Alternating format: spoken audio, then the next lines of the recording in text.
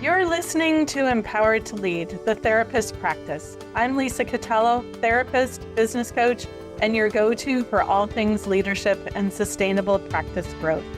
This is your space for real talk, smart strategies, and grounded support to help you lead with confidence, work with intention, and build a business that actually works for you. Let's dive in.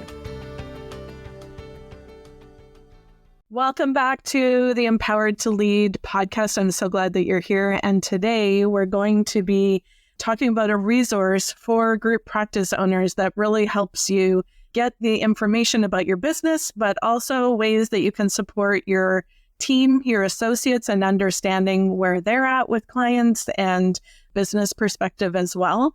So I'm excited to have Madeline Larsen join us from Practice Vital. And we talked a long time ago, just as you were starting to provide resources for getting information out of Jane, which any group practice owner that uses Jane knows that this is huge, because that's something that a lot of us have struggled to, where do we get this information about our business, and how do we do that without all this manual kind of thing? So before we dig into some of the questions, tell us a little bit about you and how Practice Vital came to be. Sure. Thank you so much, Lisa, for the warm welcome and introduction. And it's great to be here today and to hopefully connect with your community through this conversation. So Thank you for that. So I'm one of our co-founders of Practice Vital. Myself, my husband, and then my cousin and his wife came together, the four of us, to co-found Practice Vital just about 2 years ago. We're actually coming up on our 2-year anniversary. So you've grown a lot in 2 years. Eh?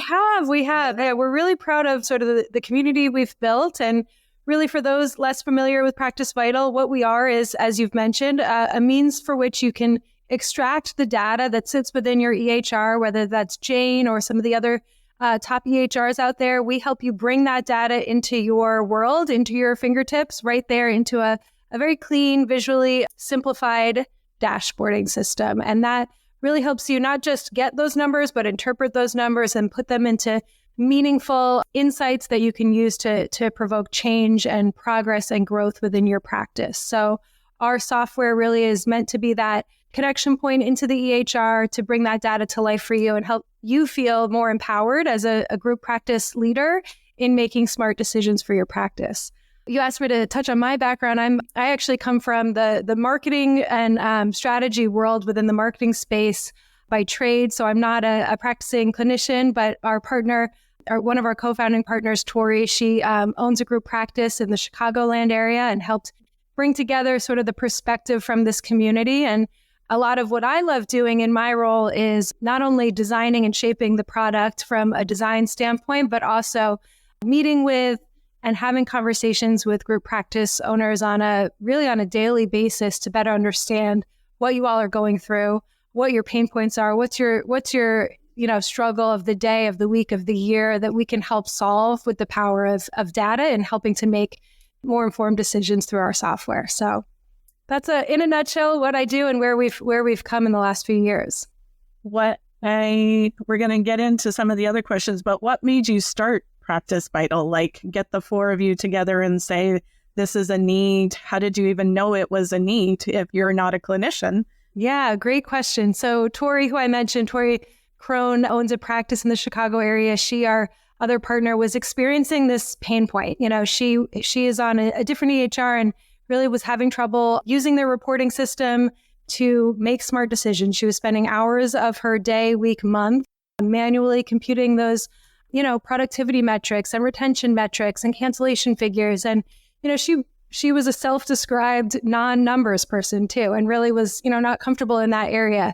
We happened to just get together over the dinner table as family, and spoke about this problem. And we said, I think this is something that technology can help solve, that we can supplement what you're getting from your EHRs in terms of powerful information, but build a software that actually makes that process so much easier. And so it was really serendipitous. The stars kind of aligned where I was looking to leave my corporate job for more flexibility with our family. Same with my husband, in between software startup ventures and Tori's husband, who also was looking for a new strategic endeavor to lean into. It sort of worked out perfectly for us to come together as a group and build this solution. And, it honestly started small as just something that we thought, okay, what are the core couple of things people need most intentionally for their practice? And then through more conversations, we learned of, okay, this relates to that. And thinking about productivity through the lens of clinicians' goals, but also practice-wide goals. And, what does retention look like for a practice to really lean into and understand, and started to map that out into more reports and more dashboarding that helps paint that picture for folks. Yeah. Well, I was very excited to hear that you existed. And when we were talking, you were quite able to have it work with Jane, which is one of the main systems that the people that I work with use. What are the other systems that you're able to draw reporting from? So as we're using the name Jane as the tool, people can also know it applies to these other EHRs. Great. Yes. So we are compatible with Simple Practice, Therapy Notes, Theranest, Intake Queue or Practice Queue, Jane, of course, as you mentioned. And then on the horizon is Therapy Appointments as another that we're looking to integrate with or sync up with in the near term. Okay. Awesome. The one question that I make sure that I ask on this podcast is, how would you describe yourself as a leader? So I know we're talking about Practice Vital, but you are leading and you're meeting with these people, and people are looking to you for resources and sometimes even guidance in like, what numbers should I be looking at, I imagine. So how would you describe yourself as a leader?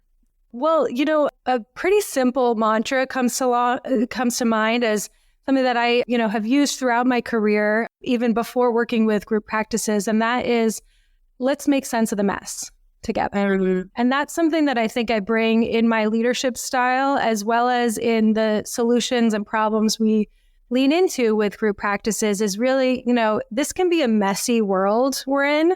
And how do we pull back and look at the simple solutions and find the simplicity in the data or the business that we're looking at to tell the right story? And I try to bring that perspective, both from a leadership standpoint within our company, but also in the conversations we're trying to apply in leading and helping our group practices that we work with. How do we make sense of this mess together, for lack of a better word? And it's not messy. It's a beautiful mess, right? It's a mess that we've all invested ourselves and our souls into. But how do we make that mess feel empowering and safe to lean into and collaborative in a way that can help you feel motivated as a leader yourself, in a way that you can help your staff, your clinicians feel empowered and motivated by? So many folks that we talk to are, quickly overwhelmed by the spreadsheets, understandably so, and don't necessarily want to be living in that world of numbers. But how do we pull back from that and say, let's make sense of this mess in a way that tells the right story for you to understand it, the right visual story for you to feel safe in that exercise, and then bring that into a space where you feel empowered. I think, I can't remember if it's when we were talking before or since we started recording, but one of the things that I hear a lot from group practice owners is, I'm not good with numbers. I don't like math. I don't even understand what I'm supposed to look at and how I'm supposed to make sense of that. So even if we just slow down and go, when you use the term metrics or KPIs, how would you describe what that is? I think even metrics, so as a Canadian, metrics is like kilometers and centimeters and numbers and all of that. But what does that term mean to you when you're talking about Practice Vital? Totally. I think rattling off a list of metrics is in and of itself very overwhelming. So again, taking a step back and saying, okay, what problems are we trying to answer as a practice? Yes. So for example, are your clinicians thriving? Do they have a sufficient caseload to meet the numbers and goals that they'd like to succeed at in a weekly, monthly, quarterly capacity based on what you've agreed upon together? Are they administering longer or appropriate duration of care for their clients? Are they hitting a certain cadence with clients to make sure that they can successfully keep that engaged relationship to the point for which they feel they can both together be successful? Those are the types of starting points before getting into specific numbers to track. I think those are the problems to solve. are we setting our clinicians up for success? What does success look like for each person? Drilling into that, okay, maybe that comes down to a goal you want to set each week for what that completed session metric should look like. And then, from there, are we hitting that goal together? If we're not, what's holding us back? Is it something that the clinicians are experiencing, or is it something that the clients are going through, whether it's a high cancellation rate or an inability to rebook people frequently? Looking at and diagnosing the contributing factors for what might be holding someone back, or on the flip side, helping someone really succeed. So being able to say, what does your world look like currently? And then let's drill into defining the right parameters to look at and goals for success to make sure that feels appropriate. And then as a practice and as a business owner, being able to say, are we profitable? Are we hitting the revenue goals that we as a team need to be a sustainable business, to be able to afford to bring on more staff, right? Are we doing that in a way that feels like we can appropriately compensate our staff? And being able to unpack the specific data that informs those decisions and make smart decisions based on those is really sort of part of that exercise. And there's something about understanding your numbers that exudes or helps infiltrate confidence in other areas of the business. And it's so crazy because so many of us are like, numbers. But when you know those numbers, okay, so I can decide if we can add more time for admin, or this is what client retention actually looks like. Or is it time to grow? Is it time for me to back off a little bit? It just informs so many decisions about moving your business forward. One of the things when you were talking about it provides information for the clinician on the team, sometimes people feel as a group practice owner, I don't want to come across as it's all about numbers or it's all about money. So how would you answer that when it comes to let's track this information so that we know where you're at and how to move you forward? How can this help me have that conversation without it just being numbers? Absolutely. We get this question a lot. I think there's this inherent starting point of fear that this might overwhelm or become sensitive in these conversations. And we really find and believe that data can actually be a great neutralizer through these conversations, which otherwise may be driven by more emotion or more instinct. My gut instinct says something's not working here, or I feel like we're off or we're struggling to communicate, but what is the reality of our situation? Let's ground ourselves in that truth and that starting point in the numbers and then go from there. And I think having that mindset as you approach these conversations with clinicians can be a real unlock for folks who might otherwise feel it as a bit daunting to lean into. But if you consider it, really those numbers are meant to ground us in a shared reality. And starting with that reality and then building an action plan meaningfully against that reality can be so powerful. Being able to clearly understand, here's what the trend and the data has shown us. What does this mean for you? What does this mean for us? Let's celebrate the things that are successful. Let's dig in. What can we do to make those things a little bit better or tweak those things here and there, or even have a better understanding of what your world and your week is looking like that we might not otherwise realize in our working relationship, right? Yeah, I like that. It takes away the emotion. And so let's look at facts.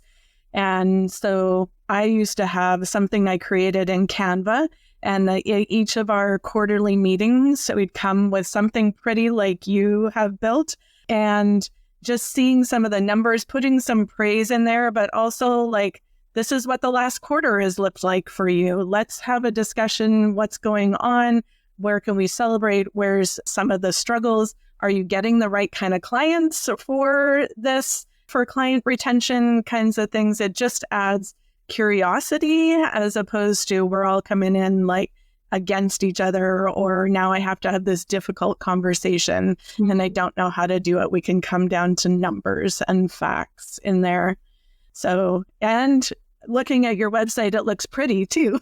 It's not just numbers and spreadsheets. There's colors to it and easy to look at kind of thing, a little more attractive as you bring this to them.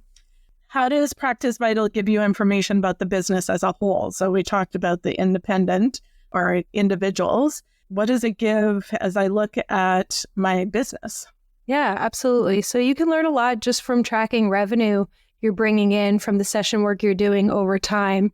That's one thing that we're tracking in our revenue report, as well as average revenue per session. That's such a powerful metric to use for forecasting purposes. If you have a sense for what you're on average bringing in for the session work you're doing, or for what each clinician on your team is bringing in on a regular basis, then you can set goals in place for what do we need to strive for this quarter, this year, in order to hit our profitability goals, right? You can kind of bring those back and inform what that roadmap looks like if you know what you can predict from the work you're doing currently. It also can help from these revenue numbers can help inform how you build your compensation plan, whether that's a mix of, what they're bringing in revenue-wise, but also the performance of, how well they're retaining clients and helping that be more of a informant into success and compensation planning. I think also being able to track how well people are regularly completing sessions and what, they're hitting on a weekly average basis helps you make an informed decision about hiring. So if you can see your full team side by side, consistently at 90% utilization or 100% utilization, you can very quickly tell a story for why you're ready to make that next hire. Or on the flip side, if you're at 60, 70%, utilization rates across your team, you really need to fill those caseloads a little bit more before you justify bringing on another person, and starting to make decisions like that and understanding just truly how well are we filling our current plate versus feeling like we're stretched really thin and need to make that next hire. So being able to see those numbers also as a trend and on an individual basis can help you really unpack those decisions more easily. I love that. Let's look at the numbers part of things so I can make a decision about compensation, because that's one of the biggest questions that I hear either in Facebook group or in different discussions with group practice owners is why would someone want to work with me with the split that I can actually afford? How do I know what I can actually afford?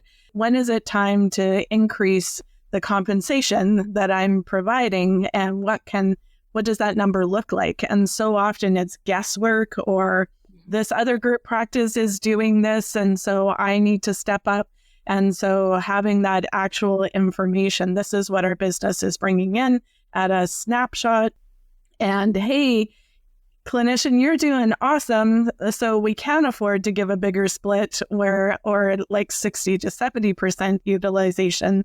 There's more facts to say, it just doesn't make sense financially to do that yet.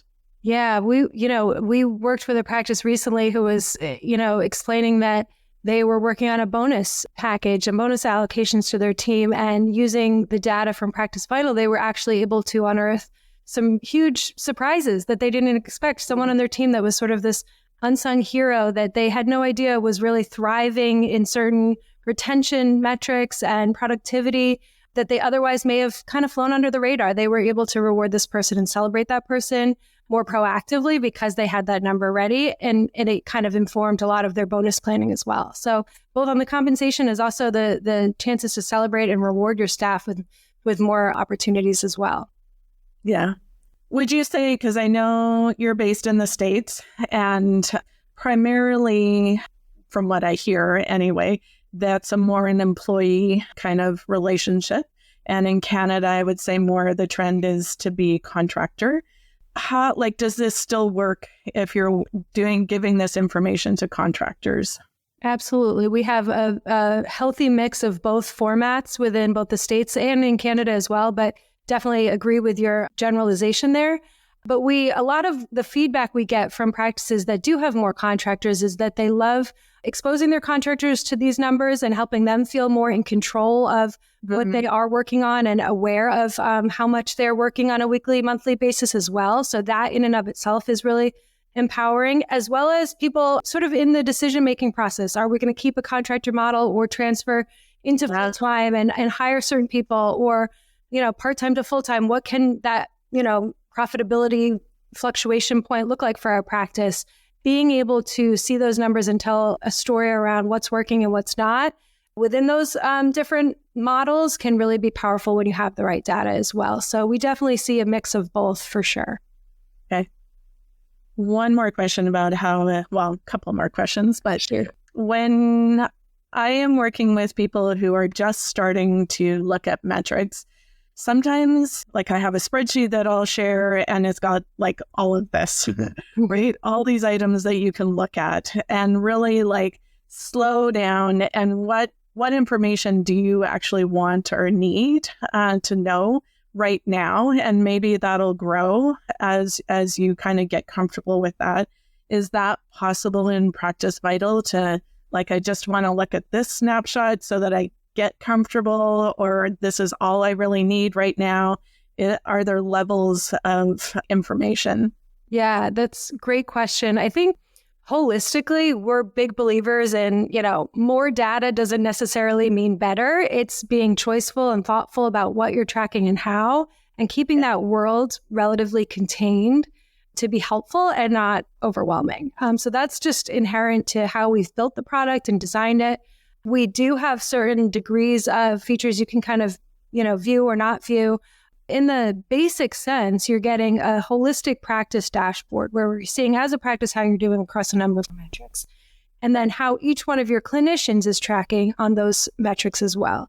That's the starting point. And then if you choose to dig deeper into more of our individual metric reports, unpack retention further, or unpack cancellations to a more granular degree, that's at your disposal to kind of dig into as you go. But really the intent is to serve as more of that coaching tool first and foremost, where you and your clinicians can feel more clear-headed and empowered by the starting point of metrics that can kind of inform how you go about your week and month and planning moving forward.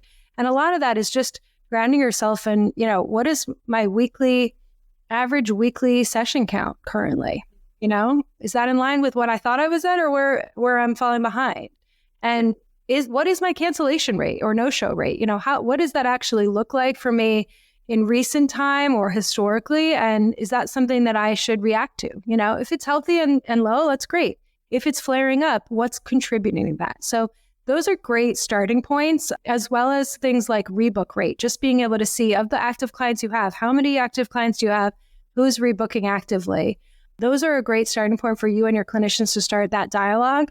And then leaning into over time, or as you start to unpack or dialogue more on these metrics, leaning into things like the churning through new clients too quickly might be, an issue to resolve with someone. Or on the flip side, retention. If you don't have that healthy retention yet, what are a few simple steps you can take to get to a stronger retention relationship with your clients? So I think starting small with just understanding that weekly average and building upon that slowly is something that we really try to walk customers through as they onboard to Practice Vital, but then also point them in the right direction when they are eager to learn a little bit more. How often would you recommend people check in on their metrics and numbers? Because you just talked about weekly. I know some people are like, I go once a month and that's all. And then other people are like, no, I'd like hourly. I'm like, yeah. Thing. What would your recommendation be? Well, part of it depends on the role you play within the practice. If some owners we talk to are in there once a week, once a month, but they have their clinical director or their intake coordinator in there on a much more regular basis, daily, weekly, kind of touching base to see where people are with their caseload. So some of it depends on the role. You can have multiple users in your account in Practice Vital, so you can kind of wear different hats depending on the type of workflow you're looking to get out of the tool. But for owners, if that's primarily the audience listening today, I think it really is what you make of it. So the ability to have these numbers in real time, our data syncs up and is updated on a daily basis, as opposed to pulling these reports monthly or quarterly, allows you to actually be much more proactive. And, so often we talk to people who are pulling these reports on a quarterly basis because that's what their time allows. And they're looking at the last 3-4 months and they're saying, wow, I wish I had known that. And it's a little too late, or you've lost, thousands of dollars in revenue because of this problem that you could have known about in more real time. So we really encourage people to embrace and understand what the data is telling them and then use it to the extent that they can take advantage of it on a more proactive basis. Okay. So if I'm a group practice owner considering Practice Vital, is the information like just for me, or do I give access to my team as well? Or do I draw the reports and then I share that with my team? How does it work? Yeah, great question. So we have a few different permission levels. So an admin can have access to the full tool itself. A limited admin could see everything apart from revenue data if you have some people in a role that you perhaps just don't want to share that financial information with. And then we also have group-based roles. So if you're a larger practice and you have a big team and you want to set up groups based on the office each clinician reports to, or if you have multiple supervisor teams, you can have group access where that supervisor has access to just that team for which they manage. And then lastly, we have recently rolled out a clinician-specific access role where you can choose to share directly with your clinicians a login for them to see their page of metrics and where they stand in real time, however frequently they would like. And this is something we often recommend people build up to once the leadership team is really well-versed and comfortable in the tool, bringing it to your clinicians first by way of downloaded reports that are super, user-friendly, easy to interpret, but then also when ready, or if there is eagerness mutually from the clinician as well, inviting them into the tool to proactively view their metrics as well. Okay, so you have choices. Choices, yes. What kind of price point are we talking for Practice Vital? What does that look like? So our base package, it's a tiered system based on the size of your practice, but for starting out for any practice between 5 and 15 clinicians, we started $249 a month. That's a monthly subscription. So we can, set you up on a monthly plan and you can cancel anytime. We do have many practices also opt into an annual plan for a 10% discount as well. And we try to make that as simple as possible in terms of using the tool to the extent that you're getting value out of it. $249 we felt was, really respectable in how you see that return on investment quite literally through just a few small tweaks here and there, adding a couple more sessions to one person's caseload or tightening that cancellation rate for a few folks to, regain that revenue that otherwise would be lost through cancellations. Making smart decisions and timely decisions about when to hire or when not to hire can save a practice so much money. So we really try to reinforce that perspective when making a decision like this, because we know it is an added expense. How long do people usually stay with you? So you've been around for a couple of years. Do people just kind of come in for a couple of months and look at data and then skip off? Or do you find that they're staying and utilizing that on a longer basis? Yeah, we're really proud of our long-term relationships that we've had. We've only been around 2 years, but we're very proud of, the practices that have been with us for over a year plus already. And many practices, it's kind of funny, we have a lot of conversations where people are like, well, I'm just going to try for 1 month. And then 8 months go by and they're like, oh, we can't let go of this tool. It's become integral to our practice. So I think there's a lot of that openness at the beginning to, okay, we hear you. We want you to give this a try and really feel like you're going to put it to use. But then the stickiness really pays for itself when you start to see people stick around and lean into it more. We do also try to build a community of conversation around this. So we have monthly conversations with our customers where we invite people to get to know one another, as you do through your network, of course, and being able to connect with other group practices that are experiencing similar pain points or problems, but being able to find one another and have that dialogue around our tool as well and say, well, what are you using as your standard for retention? Or, we do this type of work. How does that maybe influence how you set up your Practice Vital? And being able to really exchange thought leadership amongst the community has also helped reinforce some of those longer relationships as well. Yeah. Is there anything else? There is one more question. $249 a month is US.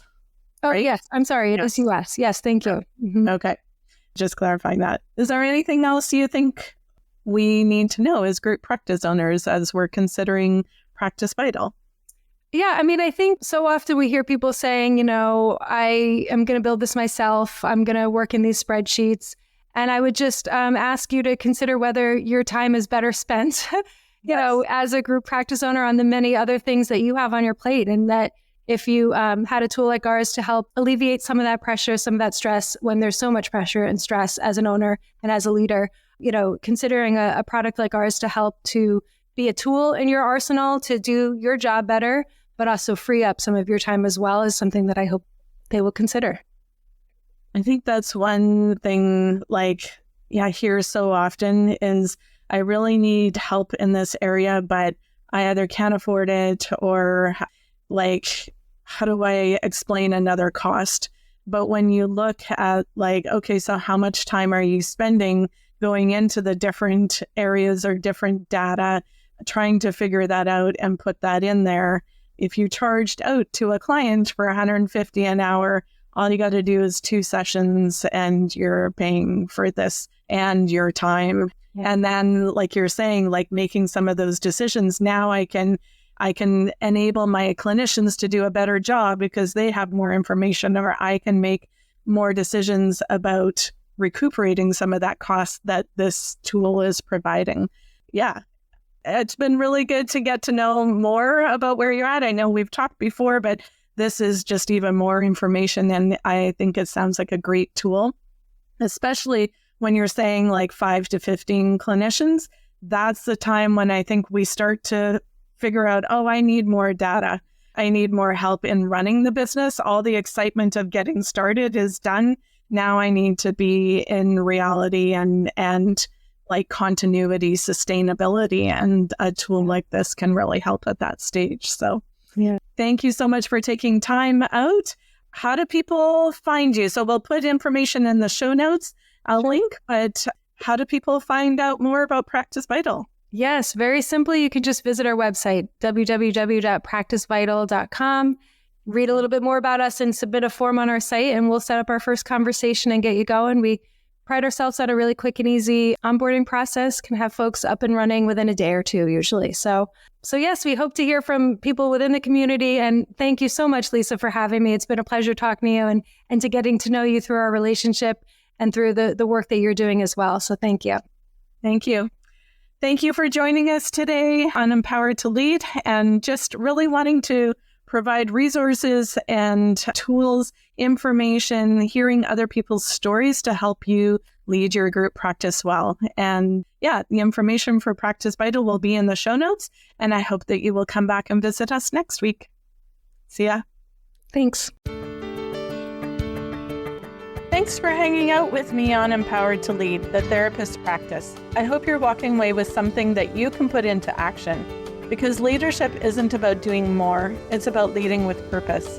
If you're ready for deeper support, I'd love to see you inside the Group Practice Connection, my monthly membership where Canadian therapists like you get coaching, community, and the tools to build a business that actually supports your life. You can check it out at grouppracticenetwork.ca. The link's in the show notes. And hey, don't forget to hit follow so you don't miss what's coming next. We're building something great here, and I'm so glad you're a part of it.